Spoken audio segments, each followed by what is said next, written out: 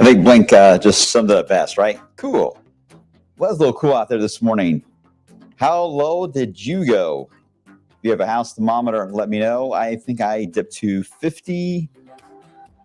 I think it was about 50 degrees this morning at my house. I think officially at LA International was a little closer to about 55, 56, something like that. But it was certainly a cool start to the day.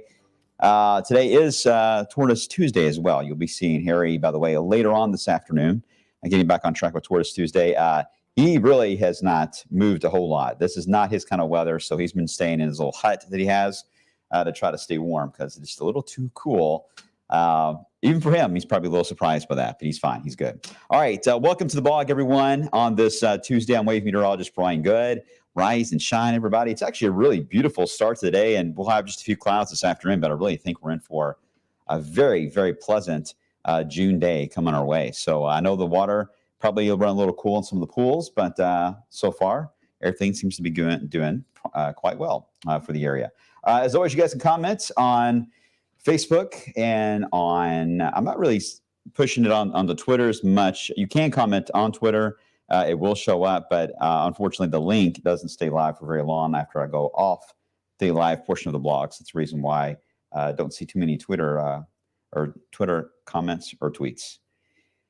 Trust me, guys, I'm a boomer. I don't know what I'm saying at the time. Good morning, Angela. I hope all is well over in Taylorsville. Angela, we'll talk a little more about what your friend was mentioning to you yesterday about that heat index down to the south into areas of Mississippi. Good morning to Brenda. Yeah, we still need some rain. We had some decent downpours as of late. No doubt, I do think the map, when the drought index comes out on Thursday, it will look different. I highly suspect that a lot of that moderate zone will get chopped away, but I do think there will at least be some low-end drought conditions because it wasn't a widespread rainfall. It was still rather blotchy that we had across the area. Hello, Megan, over in Hanover, Indiana. We've got Michelle over into Linden this morning. Who else we got? Desi over in Shelbyville. Good morning, Shelbyville. That's where my aunt lives. Hope all is well there. Hello, good morning to Carrie.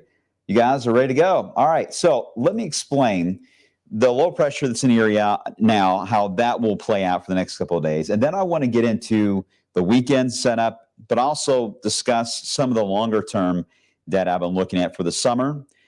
And I'll even give you a hint of some of the data I've been already looking at, of course, you know what I'm going to say, toward winter. Now, typically I do an early winter outlook midsummer. Not quite there yet. I'm not sure when I'm going to do it. I'll let you know in advance. It's always fun, at least take a sneak peek and see what is trending. I'm not ready to do that, but I'm getting close, and I'm already starting to look at some of the data. So I'll give you a little bit of a hint on that today, at least. A little bit of a nugget, all right? Let's start off outside and take a look at this is Paristown here in downtown. And what a beautiful shot. Look at that beautiful blue sky. I think those are strawberries on that sign for the food markets they do in downtown there at Paristown. Beautiful, isn't it? Gorgeous out there for sure. Temperatures, again, cool this morning. Now we're dealing with some clouds trying to sneak in across our northern sections here, Wave Country. These are not really the big concern today. They're going to really scoop more to the east than they are to the due south. So most of you will stay with a blue sky. Certainly if you're heading up towards, say, Kings Island today, or even toward Indianapolis in general, heading northeast, you will run into more of a cloudier setup. A little bit of a gustier wind. The wind at times could get over 30 miles per hour in that zone there. So if you're traveling on those interstates, 71 and 65, you'll feel a little bit of a crosswind traveling in that area today, as you'll be a little closer to the actual low pressure. But we may get some gusts here over 25, 26, something like that miles per hour, but nothing too crazy. Nice little breeze. Nice little breeze coming our way. Down to the south, yeah, you guys are good. You guys are good in central Kentucky. So let me show you the bigger scope. Easy to see the low, right? Hasn't moved much in 24 hours. Still over, I would say the center of it is right there over the eastern side of Lake Michigan. So probably, what would that be? Traverse City, probably somewhere around that area. Likely seeing still Grand Rapids likely one of the spots right in the center of the low, but everything's pinwheeling around it. And as long as the low doesn't shift any, the rain will stay basically in that general spot rotating around it. However, it will get some help because there is going to be another little wave that is going to try to move in. And this is where they try to battle it out. They're fighting for who's going to be the boss of the Ohio Valley, basically. And this low is likely going to be the king here, but as this low tries to move in, it gets sheared out. So what will happen is you'll end up with moisture that'll get popping on the radar. It'll develop and scoot across Kentucky and Tennessee, while this low is still basically the main block. So there is a chance some of you may fit perfectly in between the two. It may not get much in the way of rain. Some of you a little closer to the southern piece that tries to sneak in could get some showers out of this. That would not be directly related to the low to the north. I hope that makes sense. So there's two different things that we'll be tracking on the map between now and Friday. And those will be the two features. The low spinning about, pieces of energy trying to sneak in, but there will be some gaps in between the two of them. And for a lot of you that are watching right now, you will likely fall into those gaps. So that's why the rain chance is low. I just don't see right now that any one area has a better chance than others to get any rainfall out of this. So if you get some, consider yourself lucky and consider it bonus rain. Meanwhile, it is already active this morning. It is 9:43, and they got severe thunderstorm warnings out east of the Metroplex, heading toward areas of Louisiana, Arkansas, Texas, the Arklatex area of the country, dealing with showers and storms, a lot of hail with these. These are loud, too. They're waking everyone up way early this morning, although I kind of like those mornings, too. I know lightning can be a little scary in thunder, but if it's not severe, some of those mornings when you get those loud thunderstorms, they are kind of cozy, actually. As long as they're not severe, again, because if they're severe, that means I have to work. But if they're not severe, that means I can enjoy it and have a nice morning sleeping in, listening to the thunder. But those are kind of the cool ones. But anyway, that's kind of morning they're having right now in that area. That is one of the pieces that, again, staying to the south because it can't go north because of our low pressure that is the boss in town, will not let it. So that's not going to be a factor for us for this particular round. A lot of the heat has also been trapped across the south thanks to our low pressure in our area. So this is where summer has been ongoing, Florida and the I-10, maybe I-10 corridor of the southern part of the country. This is also where the humidity is trapped. So you're getting temperatures in the 90s, the heat index 105 to 108, even up to 110 in some cases along that corridor. Very much a trapped humid setup, and the air is not moving very much at all in that area too. Ooh, that does not sound like fun. Reminds me of living in Charleston or even visiting Columbia, South Carolina. At least in Charleston, you can get to a sea breeze, but in Columbia, South Carolina, yeah, when I was there for a while, you could not even get a sea breeze, of course. So you just had to deal with a humid air that just did not move. It just kind of stuck to you like crazy. I mean, you guys talk about how humid it is here. I grew up here, so I understand. And I always thought this was like one of the most humid places on the planet until you go to other cities where the humidity gets trapped like that, very, very close to the ocean. And Columbia, South Carolina is certainly one of them. So yeah, there are other places that are worse than what we've had. When this year we haven't had too much of a humid setup because our wind has not been favorable for that. It's been a northerly wind for the most part. All right, here is Futurecast showing how that low is going to try to throw some showers our way as it spins later today and tonight. Again, tomorrow, same story. Now, notice it's a little more over here now. All right, it's not exactly over Grand Rapids. The center of it has shifted. Because it has shifted, I would say a good 80 miles, 100 miles east. Now it starts to leave this area of wave country or the Ohio Valley a little more at risk that some showers and storms may try to sneak in now and form a little closer to us. Again, we've lost our protector, at least our protector is not as organized as it was, so it leaves our southern counties a little more at risk here for maybe some showers and storms Wednesday into Thursday. We'll be watching that even toward the end of the week. There could be a couple spokes here that still could sneak on by. But as far as a widespread rain, I don't see it. Even though we are going to get warmer, a little closer to 90 later this week, it'll come without a lot of humidity. So not a bad setup overall. So what about the weekend? Weekend is different because we still have the same idea of a block in the Great Lakes, the northeast part of the country. We've got a low pressure and a block in the Rockies. So you basically have this weird look where you've got the heat that is surging up, actually gets warmer in parts of Canada than it has been across the Ohio Valley.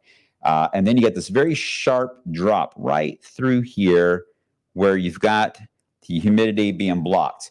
Thunderstorms and the heat are basically in this zone here, anywhere I just drew on the south end of that line. That's where most of your severe thunderstorms will be, thunderstorms period. We'll be on the edge of that. Question is are the models right? Are they right on that idea? Is the edge here of this heat shield going to stop somewhere in Missouri or West Kentucky? Or will it keep trying to advance a little more east? Because if it does advance a little more east, it will put us a little more into the storm zone, and that may put us at risk for thunderstorms this weekend. Now, the overnight modeling for Saturday and Sunday have changed a bit. Yesterday, it looked to be Saturday night that we would have what we call an MCS, a big line of thunderstorms that would fly through. They feed on high dew points, so they feed on the moisture. They dive toward where that moisture is. So there is not much moisture east. All the moisture is going to be on the edge of the line, so they're going to dive along the line. So they're going to dive southeast. But will they form into Illinois and then dive to the south? Will they form in Missouri and then dive to the south? Or could they form in central Illinois and dive and head right toward wave country? The answer may be yes to all three of those because it may be shifting at times. The Euro likes to hold off on the Saturday idea, but as we head into Sunday, it does want to try to bring in at least some thunderstorm action at some point Sunday into Monday. So we'll need to watch out for Father's Day plans. And whatever forms will likely cut off again. We may end up with another low pressure that's basically stuck in the eastern part of the Great Lakes, Ohio Valley for next week, which means the same old song and dance, where Canada will likely get warmer north of us, if not hot. We will be on the edge of the heat. Most of your intense heat and humidity will stay, though, trapped in the deep south, Texas, Arkansas, Missouri, Oklahoma. You get the idea. There are signs this may hold for quite some time. And while that could lead to more of a drought scenario if we end up with more of a drying punch that comes into play here with these lows being stuck over us, but I don't think so at this moment. I think there's an opportunity for us to get at least some rain at times. It may not be a full-on heavy rain event, but the bigger story is this may lead to us avoiding intense heat waves for the summer season. We'll see. More on that in just a second. I was looking at the CSU, the Colorado State Learning Module they use for severe weather this weekend, and notice that most of the severe threat is going to be lined up in that little bubble, if you will, the American flag box, if I had to draw it. That's going to be basically just to our south and west. Storm Prediction Center hasn't even drawn anything yet for this weekend. They may as we get a little closer, but I think where the CSU plots are look good. Looking at the SIPS, which is a analog model, which takes the weather pattern and looks at the past events over the past several decades and tries to compare the pattern and says, okay, based on this before, where did we normally end up with severe weather in the future?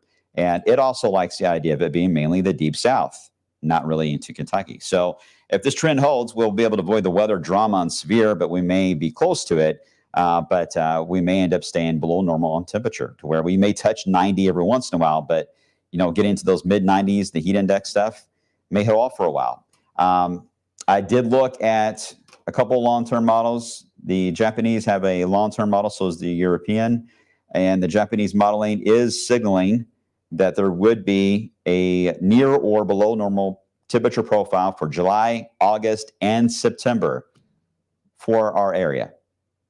The heat would be in the plains, about where I've been showing it so far. So that's an interesting signal. It updated, showing that the summer may not be too intense on the heat side.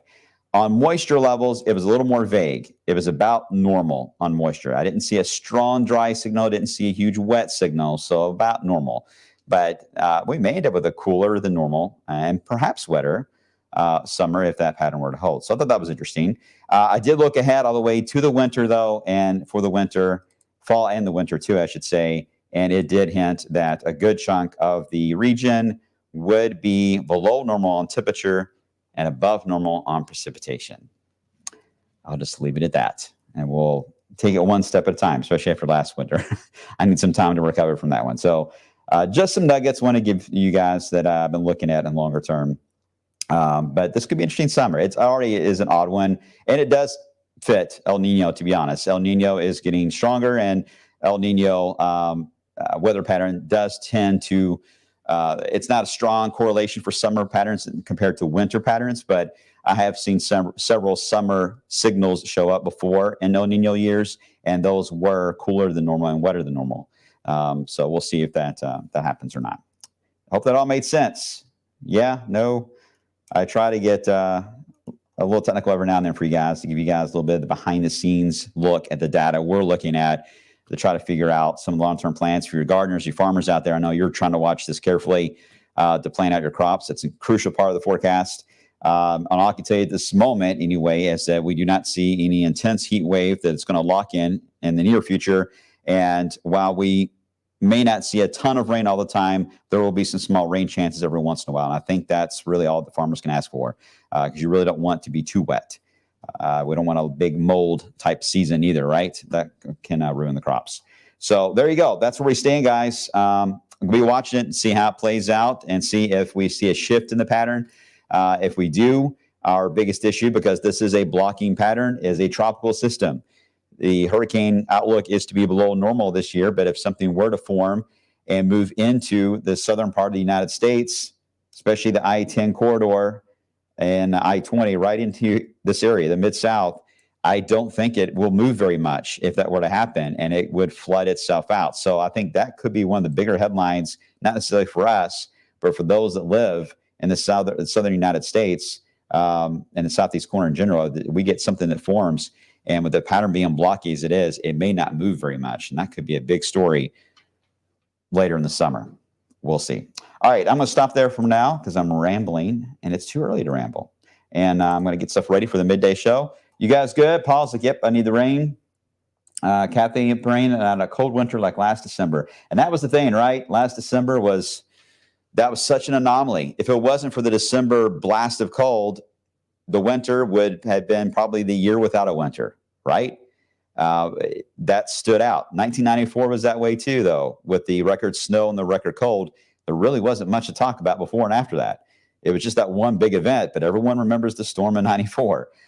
December was that way of 22, brutally cold. We all know about looking at our yards. So many of our plants, perennials, our shrubs just struggled to make it through it this year. And that did so much damage. I'm still finding things that have been damaged in my yard from that event. But overall, the winter was kind of a dud. Just that 1 week period right at Christmas there. All right. That's it for now, guys. Appreciate you all, as always. Stay tuned for more updates, of course, on this low pressure spinning about across the Great Lakes. Keep you updated on some of those rain chances over the next couple of days there. Maybe it'll be your backyard. Take care and enjoy the sunshine today, guys.